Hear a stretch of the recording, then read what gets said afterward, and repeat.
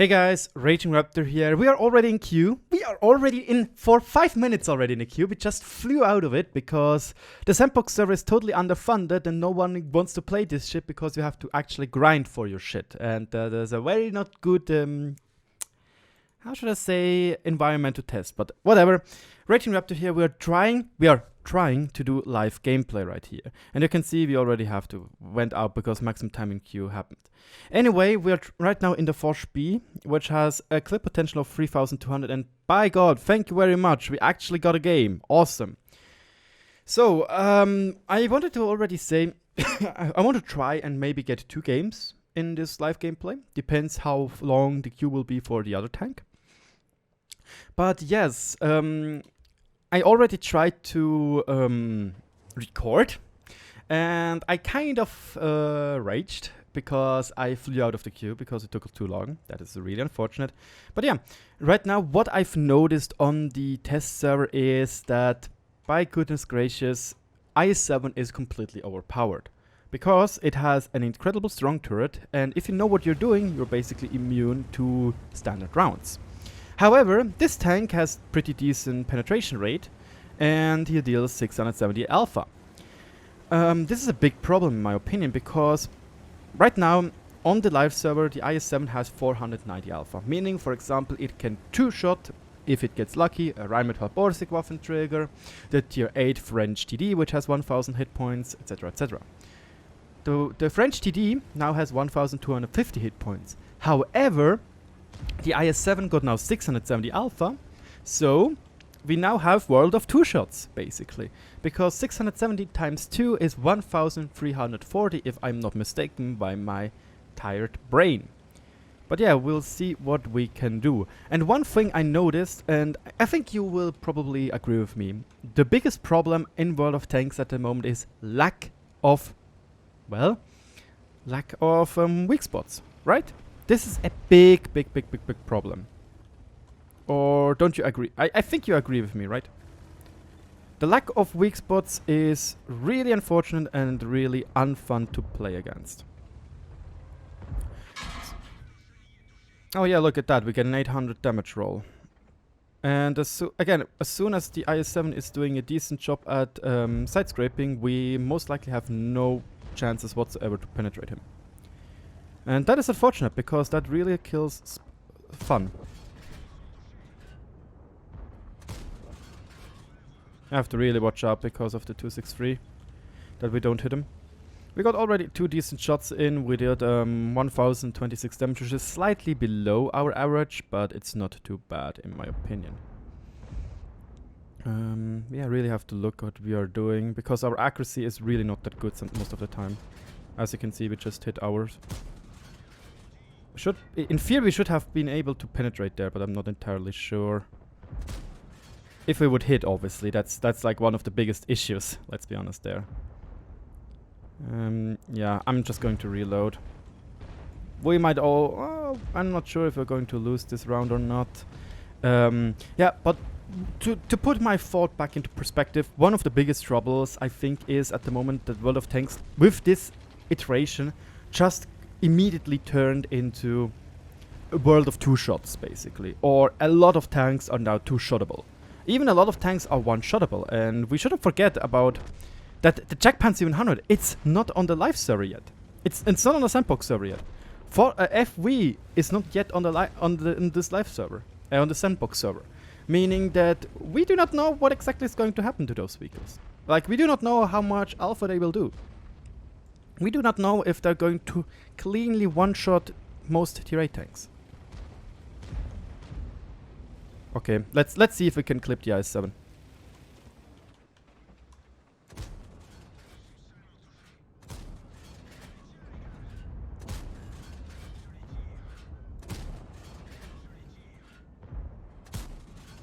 We hit the upper front plate. What a fucking joke again. Yeah, if he's stupid, if he's smart, he's going to YOLO us. Again, I'm stupid for playing a tank with weak spots, basically. And let's be honest, this was already a problem in...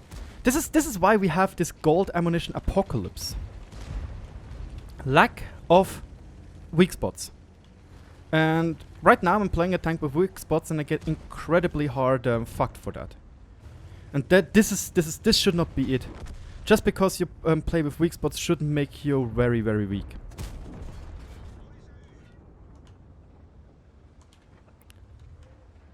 Makes no fucking sense. See? We hit his weak spot, as you can see right here, but we unluckily didn't penetrate it. So we are the stupid ones at the moment for playing tanks with weak spots. It's really like, honestly, guys, right now what it feels like is you are the dumbest person ever when you're not playing Russian tanks. This is how it feels. This is exactly how it feels. You are the dumbest idiot possible for playing tanks which are not Russian. That is incredibly frustrating, to be honest. Because we all know that most Russian tanks have a lack of weak spots. And that is no bueno. That is definitely not no bueno. Taking again this little graph right here, you can see that the 268 version 4, which basically has a weak spot which is not being able to be penetrated by standard rounds, or almost not being able to be penetrated by standard rounds, has 915 alpha now. Ray. And if you just want to, if you can just make a quick little experiment, 950 times 0.25 plus 950, you can roll 1187 max with the Object 268 version 4. That sounds pretty strong, don't you think? And I saw people casually roll for 1k. And my throat is still absolute shit. I'm really sorry, guys. Yeah, I can't really talk this good. Like, low tiers feels okay. High tiers is bull crap shit shenanigans. Nothing else to say about it. High tier is garbage. High tier feels like absolute garbage. And I really dislike what they did, to be honest. I really do dislike what they did for higher tiers. We need weak spots wargaming. We need you even said you want variety between those different shell types. Like, if you want to hit something which has good angles, then we should heat at it to not get auto-bounced. If you want to snipe, we should use APCR. If you want to do damage, we should shoot AP. But this is not the case. This is definitely not the case.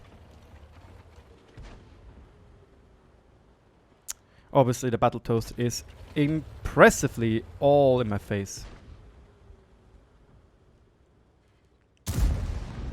Oh yeah, there we go.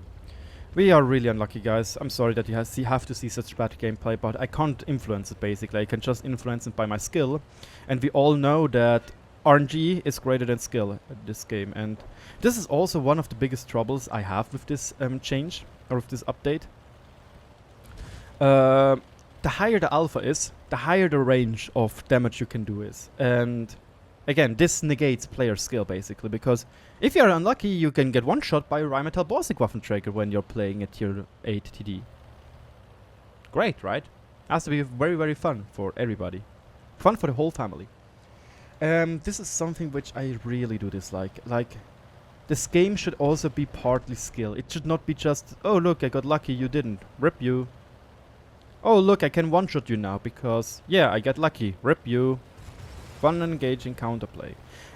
This is also one of the biggest problems. Like, I don't like to get a 1000 damage shot into my cupola because the enemy just did a snapshot and got lucky while I aim like an idiot. This is not fun. This is the definition of anti-fun. Because, let's be honest, if we want to play for luck, or want to play a game of luck, we go into the casino, and we actually have chances to make money. Oh, look at that, we got lucky and did 812 damage, so basically, yeah. We have 670 alpha, by the way. It's absolutely ridiculous, I think. I'm a little bit too aggressive here. Because now we're getting fricked by the battle toaster. And that's why I'm trying now to run away.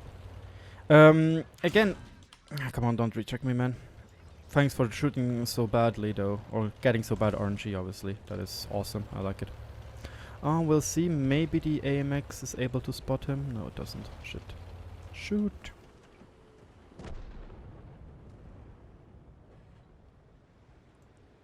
Yeah, it's not getting him spotted. That's RIP. Just doing a blind shot and now I'm trying to run away. Run away! Run away! Because, yeah, we have to get into a better position where we can use our range advantage.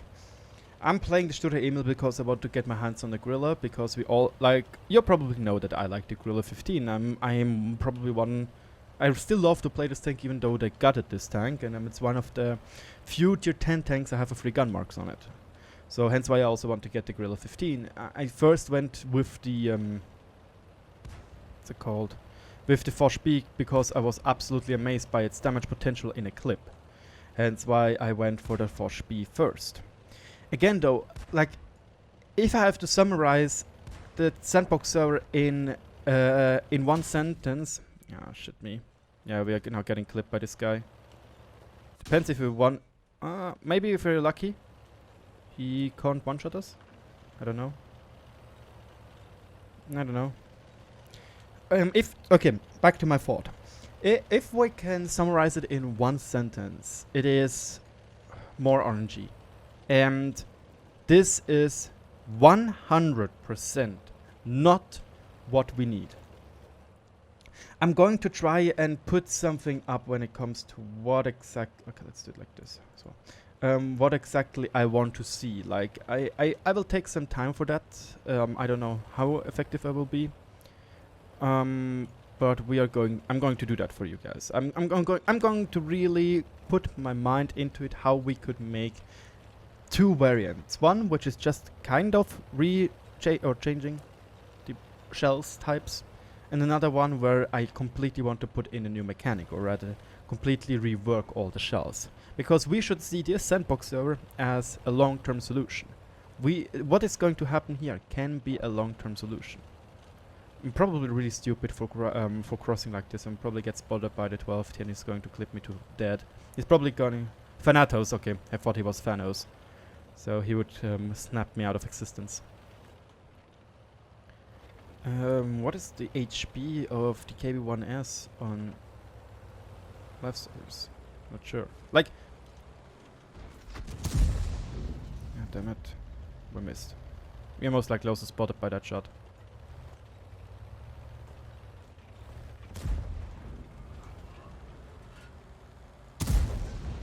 Did we really miss that shot? Or did we bounce? I think we missed that shot, hence why we died there. That is really unfortunate, guys. I'm sorry. I was 100% certain that I hit that shot, but who knows? We got screwed over. Like, again, I don't... You see the KV1S had like 1,100 hit points, which is okay. Like, I do not really mind that, but... what Wargaming said is that the HP progression is pretty weird. So, apparently the HP progression was something like this right now. Very little HP in the beginning and a lot on the beginning. And they want to change it, or they try to... Wait a second, you can't really see it. Like this. Okay? And now they wanted to change it to make it a lot linear. So they tried to do something like this before the Sandbox server came out. You know? And now it feels like something... Wait, I'm going to change this again. It feels like something like this. On the beginning, you have a lot of HP, and suddenly in the end, you have nothing. And this is definitely not good for the game, in my opinion. It really feels not good for the game. But again, this is my personal impression. And again, this is like not the first time I saw an IS-7 on top of the leaderboard, because quite frankly, with the more HP and the ridiculous stronger gun, it is an incredible powerful tank, in my opinion at least, and from what I've seen so far. And I think a lot of players will agree with me that the IS-7 right now on the Sandbox server is one of the dumbest tanks in the game, and it's really strong. Also, what you might notice is that tanks in general, there is more HP around, meaning that well, in theory, you need less experience to get somewhere. So that might be the only big plus, but this is the first. This was the gameplay what we had. Let me know what you think about it, and yeah, I'll talk to you all later. I'm going to try to do another gameplay from other tanks, maybe Gorilla 15 later on, but I can't securely say yes or no, because we got different things to do, which are a little bit more important than just playing this game on the Sandbox server. Thank you so much for watching. Don't forget to subscribe. Oh, there we go. Probably bounce this guy, as I know my luck. Let's be honest. Yeah. We bounced him. It looks like. We had to bounce him because just see, we bounced one shot. We had to bounce him. Oh, that is frustrating. Whoops. Feels bad, man. Yeah, look at that. Damn, guys, I'm so good at this game. I knew what happened. We got a blind shot, though. Wait, did we hit the nashorn? Indeed, we hit the nashorn with a blind shot. Has to be also fun if you think about it. We can one-shot this guy. If we get lucky, we can one-shot him. The nashorn has 870 hit points, and our gun can roll up. Okay, no, excuse me, not one-shot. Excuse me, I thought we can one-shot. But it is pretty darn close, if you ask me. Nevertheless, I dislike the unproportionate more HP you get to the damage you got. Like, we need more HP to compensate for the ridiculous more alpha damage we got. Again, in total, or roughly, we got 35% more alpha and only 25% more HP. This doesn't make sense. It fucks over lightly armored tanks. It ridiculously buffs clipper tanks or tanks with a ammo rack, a drum loader. And it buffs tanks which have no apparent weak spot, aka IS-7, and aka tanks like the 430U when it will come to the test server, or the Object 268 version 4, which we have even on a test server, so I might try to go for this tank. It's like, again, it only has this as a weak spot, that's it. If you can hide your lower plate and wiggle a little bit, this won't be a weak spot.